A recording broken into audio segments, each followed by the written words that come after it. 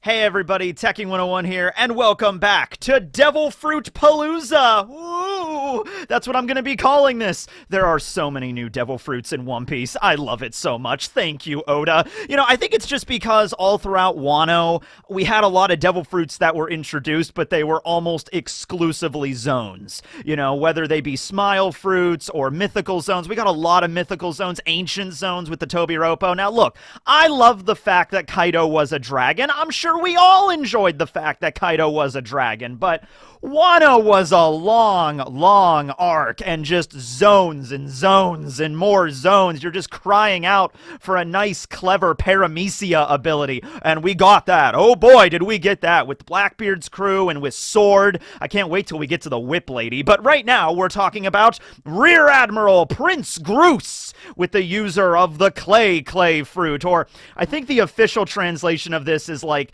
the squelch fruit, or the gloop fruit. It's the sound that you make whenever you're working with clay, and it's kind of like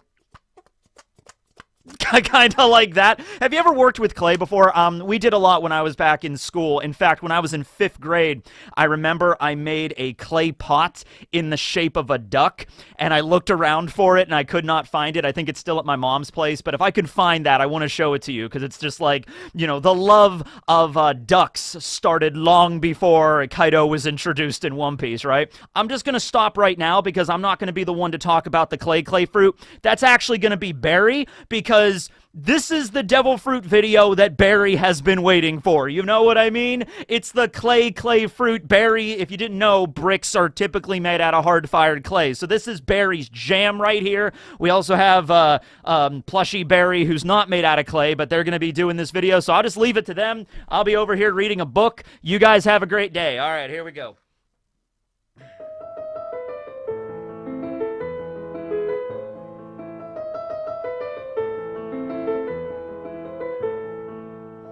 Okay, all right, I've drawn on long enough about this. Okay, first question, is it a Paramecia or a Logia? So in the review, I initially assumed it was just a Paramecia ability, okay, because we did not actually see Prince Grus turning into clay. We saw him there manipulating clay, being created out of his hands, and he was molding it. He even created like a tiny little replica of himself, like a little tiny marine golem that was wearing a little hat that had a little M on it, and it's just like this cute little golem doll, all right? Now, he can do stuff like that, but he can also make life-size golems. In fact, it seems he can create life-size golems that are living beings, or very similar to living beings, in that they can talk, they can eat, they have a sense of humor, kind of. So, when Prince Grus was first introduced, he was actually first introduced during Beiji's cover story, Oh My Family. We see Prince Grus with the large, build hat and everything, but we also see, like, his marine bodyguards, I guess, like these big hulking dudes. Like one of them was bald, and he had like anime Dragon Ball Z kind of style, like shoulder pads. He's like a big football player kind of guy. And there were two other dudes that we saw during when they were at G14. There was one marine that had like a long bushy beard, and then there was another one that had like an afro kind of thing.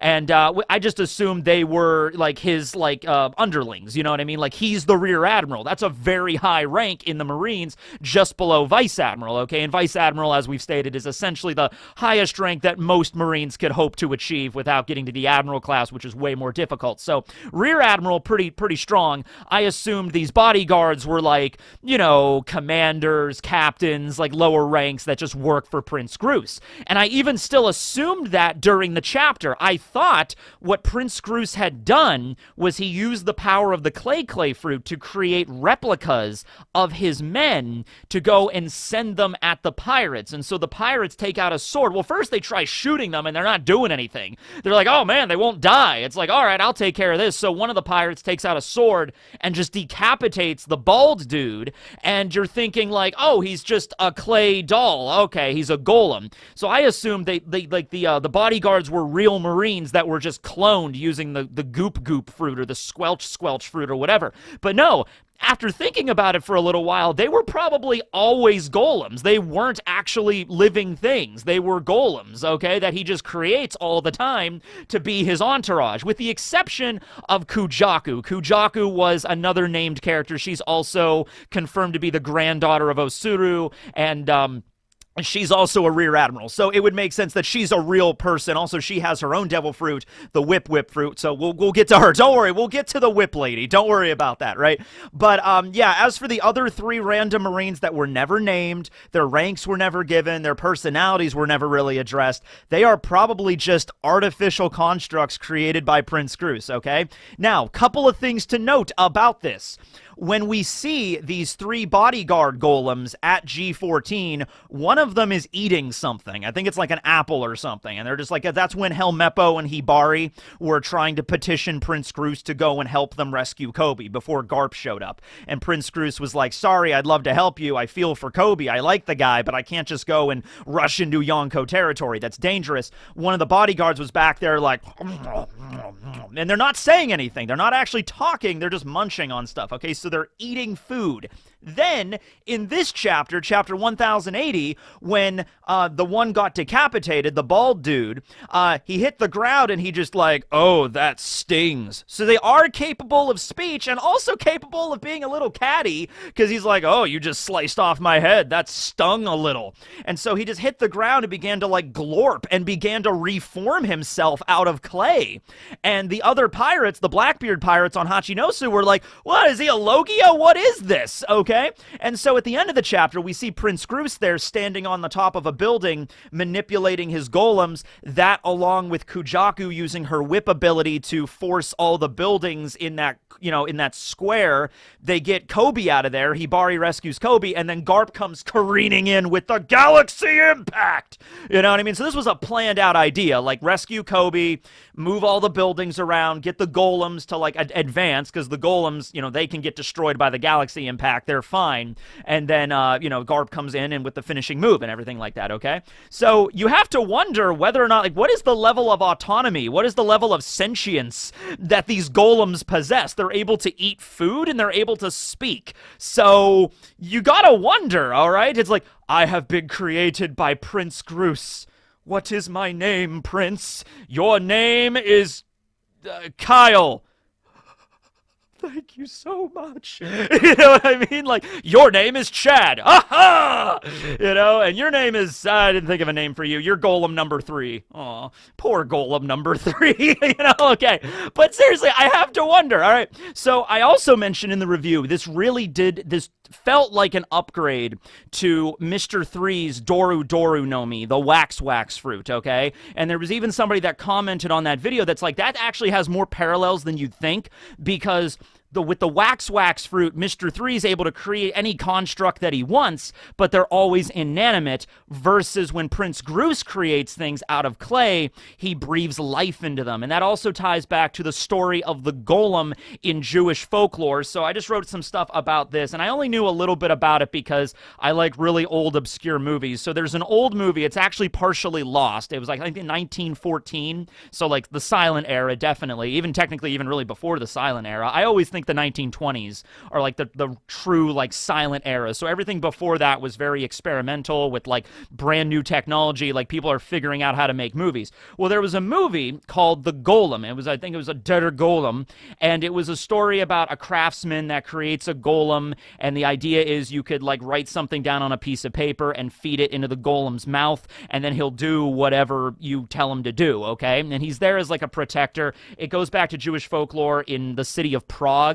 There was purportedly a rabbi well back in like the 16th century that in order to defend the Jews from the Holy Roman Empire at the time, he created this golem to serve as a protector, okay? And there's a line here, I actually have it right here, I want to read this, about like what golems really are. The golem is a highly mutable metaphor with seemingly limitless symbolism. It can be a victim or a villain, man or woman, or sometimes both. Over the centuries, it has been used to connote war, community, isolation, hope, and despair. So really, you look at that explanation and that definition of the symbolism and metaphor behind a golem, and there's a lot of possibilities here in One Piece. Oda could really take this a bunch of different directions, but seemingly going with the protector kind of like ally angle with it. You know, it's just like, okay, Prince Grus creates these golems to aid the justice of the Marines or his own personal justice to defeat the pirates, okay? And it's a very devastating power, okay? I also know about it because there was an episode of The Simpsons that used the model. It was one of the Treehouse of Horror episodes that took the model of the golem from the 1914 movie into that episode. There's also a running theme where in the movie and also in folklore a few times, the golem, like, the level of sentience the golem possesses is a little off. Sometimes the golem is able to express human emotions. Other times it can't. Sometimes it is able to express human emotions but cannot speak. It's like limited by certain faculties. But in a lot of stories, the golem actually falls in love with a human, is then rejected by the human, and then goes crazy and just like, "Roar!" You know, like, so there's actually some parallels also to Frankenstein's monster a little bit here. So yeah, I'm actually curious about that, whether or not Mary Shelley, because Mary Shelley wrote Frankenstein in like the early 1800s, like around 1816, something like that. So I'm curious if whether or not, because this folklore existed like a couple hundred years before that, I'm wondering if Frankenstein, the modern Prometheus, because that's the book Frankenstein and the movie Frankenstein that came out like 100 years after Mary Shelley wrote the book. They're not the same exact thing if you read them. I recommend reading the book, by the way. The book, Frankenstein, Modern Prometheus by Mary Shelley is phenomenal. But I'm just noticing, you're noticing a little bit of parallels here, like, Golem smash! Frankenstein angry! You know, like, you can kind of see, you know, okay. So that's just talking about, like, historically about golems a little bit there, okay? But seriously, think about the ramifications of this.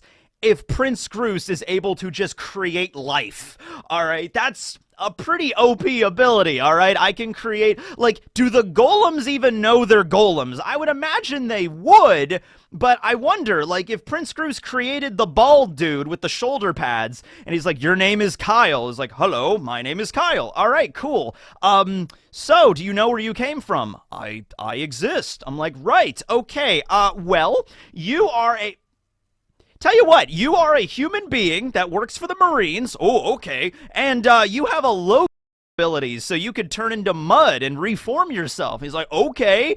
You know, it's like, I'm assuming the golems are aware that they're golems, but that gets into an existential kind of question. So also, when that one was decapitated, he seemed to be able to reform himself. That would be really OP. It would be enough if he was able to, like, Prince Grus was able to create, like, sentient life using clay, kind of working sort of similar to, like, Naruto's shadow clones in his series. But then when the shadow clones are hit, they just disappear. They just poof, okay?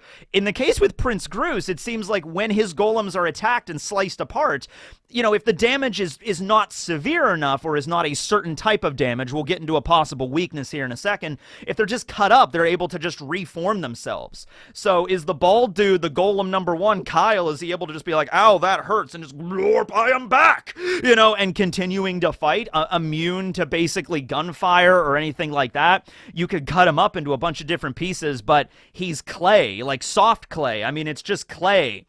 Kind of looks like a cube chocolate cake right there. Don't eat the clay chocolate cake. It's not real chocolate, okay? But if he's like goopy clay, then yeah, he could just mold himself back together. He's clay, all right? So yeah. Now, in terms of a weakness here, going along with the idea that this might be the upgraded form of the Doru Doru no Mi, the weakness to Mr. Three's wax fruit was fire, because even though Mr. Three could make wax constructs that were hard as steel, they were still susceptible to the weakness of wax, which is if you heat it up, it melts, okay? And it doesn't matter. It loses its toughness when it melts, okay? So clay, as I said in the review, kind of has the opposite issue, but is still weak to fire. So in the case with wax, if you heat wax up to like 100 to 150 degrees with a flame, it'll begin to melt. Now with clay, you have to heat it up higher to actually have an effect. I think over 1,000 degrees in a kiln, like a wood-fired kiln. But when you do that, it actually doesn't soften the clay. It's already soft. It hardens it into pots and various earthenwork and stuff like that, like vases and things. Like well back in like, thousands of years ago in Mesopotamia, people were making clay pots and things like that, right? Okay, so with that being said, if Prince Grus summons these golems and somebody using a heat or fire ability, I said oven, because oven has the Netsu no Mi. Literally, he is a high heat human. His name is Oven, for God's sakes, right?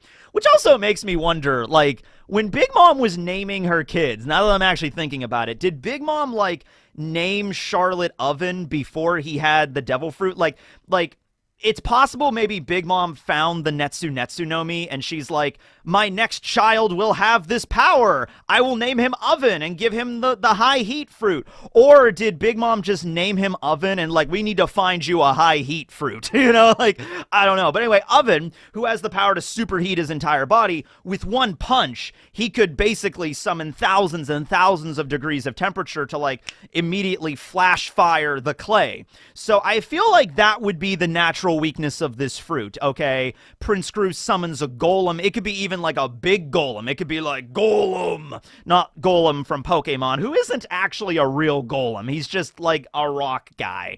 But anyway, like giant golem, ooh! And then the user of the Netsu no Mi shows up, and then Oven shows up and just like, high heat punch, boom! And then the entire golem just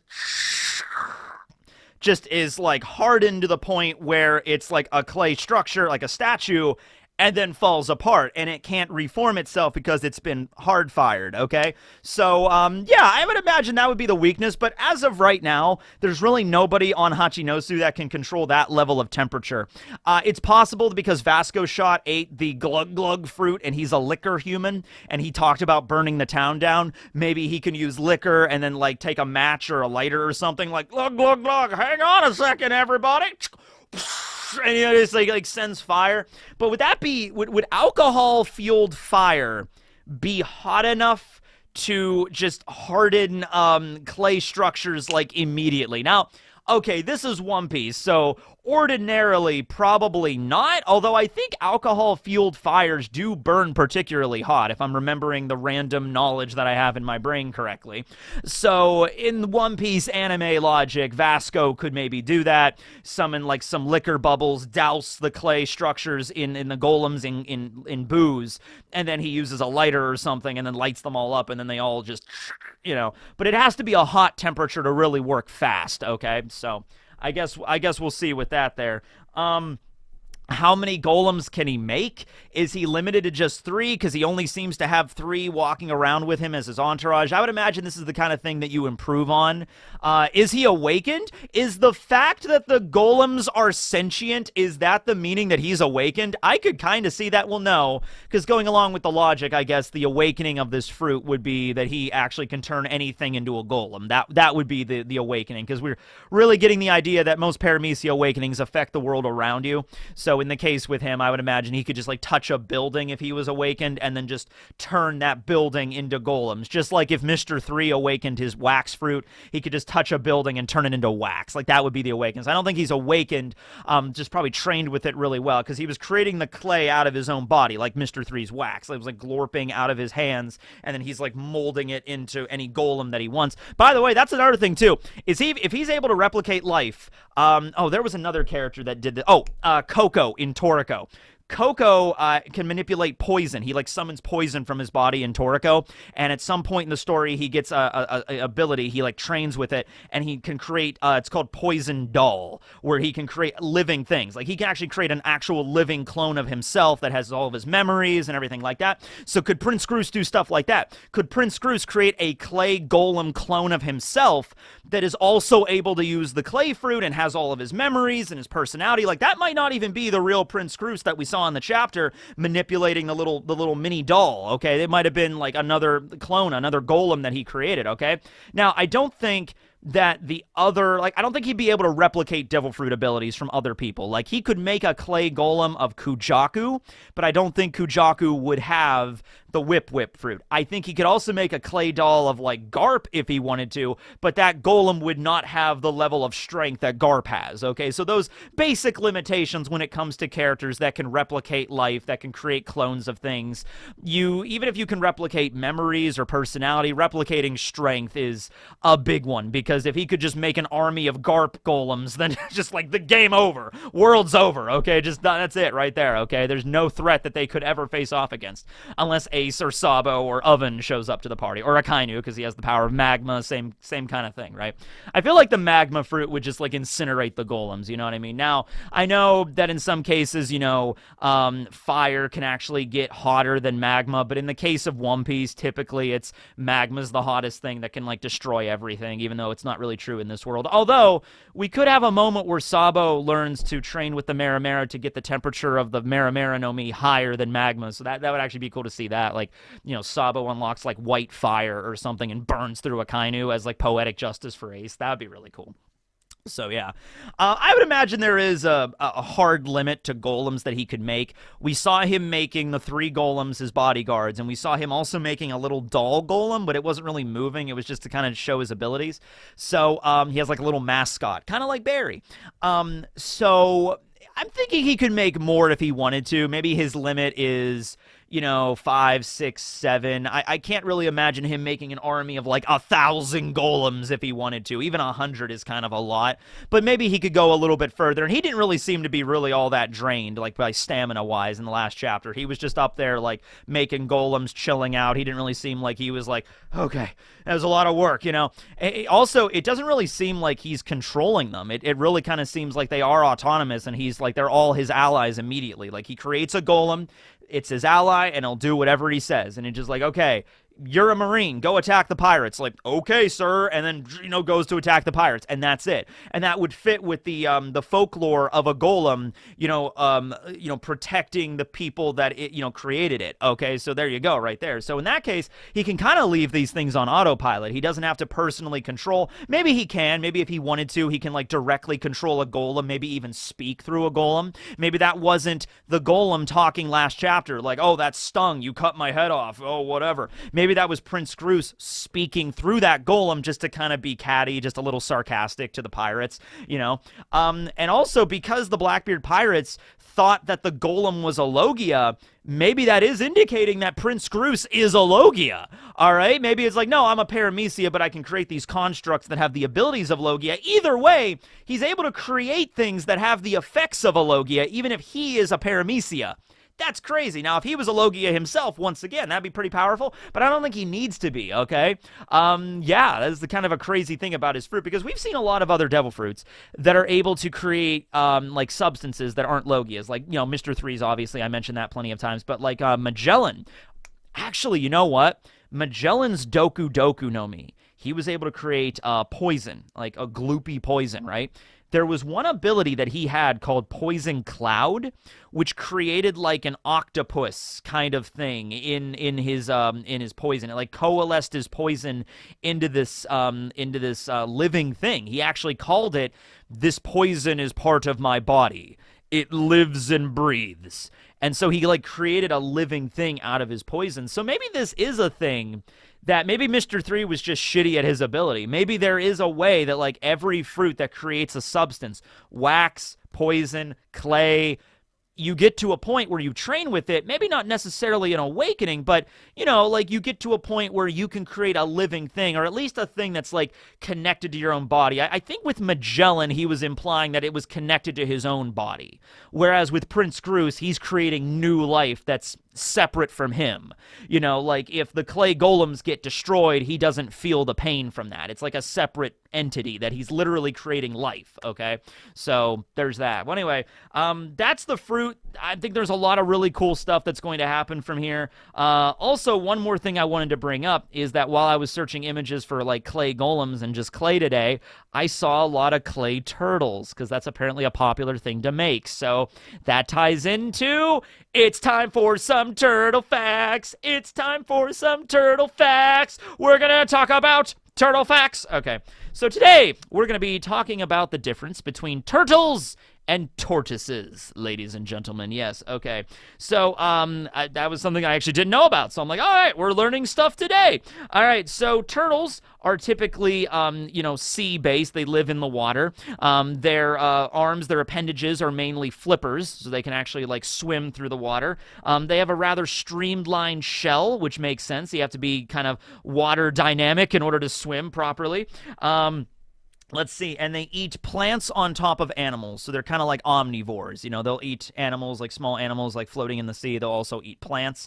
Meanwhile, tortoises are mainly terrestrial. They live on land. They have like a claw on their foot rather than the streamlined appearance. They have like a claw to like move around on land, and they eat mainly vegetables. Actually, they do eat just nothing but vegetables. They're herbivores, okay? Yeah, and they can live pretty old. You know, turtles and tortoises can live a long time. And I love looking at tortoises because tortoises, they have this like wizened kind of view on their face. You know what I mean? They're just like, I have lived beyond the fall of great empires. You will listen to me. Like, if you ever wanted to find like some sagely advice from someone, don't go to another human, find a tortoise. Go on a pilgrimage out in the woods or out somewhere in the world to a swamp and find a wizened, wise, old tortoise that's like 200 years old and like, oh, great tortoise sage, what is your wisdom? And the tortoise would like, I have been here since the dawn of time. You know what I mean? You shall cover your body in chocolate syrup. I'm not really sure about that. You will listen to my sagely advice. Now I will go and consume some plants. All right, so thank you. Also makes sense why in Kung Fu Panda you had Uwe, who was a tortoise, you know, the very wise tortoise sage. So there it goes. All right, thanks for watching the video, everybody. This will be Teching signing out.